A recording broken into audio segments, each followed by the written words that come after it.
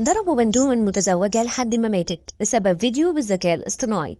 حادثة حقيقية. احكي لهم القصة. إنتاج جادو. قتلوا بنتهم بسبب فيديو مفبرك بالذكاء الاصطناعي. بنتهم متجوزة وعندها طفلين أبرياء. اتفاجئوا الأهل بفيديو جاي لبنتهم مفبرك بالذكاء الاصطناعي في أوضاع مخلة لبنتهم، وفورا قتلوها.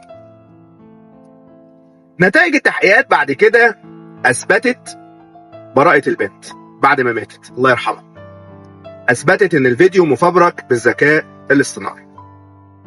بكل أسف، المفروض لما يجيلك حاجة زي كده على طول تتجه لاسم الشرطة وتعمل بلاغ وتتأكد. احنا في زمن الذكاء الاصطناعي ده بقى ثورة غريبة جدا. انت وشك ده ممكن يركب على اي حاجة وتلاقي نفسك بتعمل حاجة تانية خالص. الله يرحمها. يا ريت تنبهوا كل اللي انتوا تعرفوهم وتشيروا الفيديو ده قدر المستطاع. ما تنشرش صور كتيرة ليك على السوشيال ميديا، ما تتكلمش مع حد انت ما تعرفوش كويس يطلب منك صور. يعني خليك حريص حتى في صوتك. يعني حتى انت او انت وانت بتطلبوا حاجة من السوبر ماركت او تعملوا فويس نوت لأي حد، صوتك ده عزيز. ما تديش بصمة صوتك لأي حد.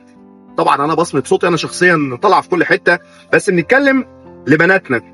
اكتبي صورك قدر المستطاع في نطاق ضيق. الله المستعان، وربنا يرحمها يا رب ويصبر أهلها. بس أنا بعتبر ده نوع من أنواع الغباء، والغباء أحيانا بيبقى ابتلاء. صلوا على النبي.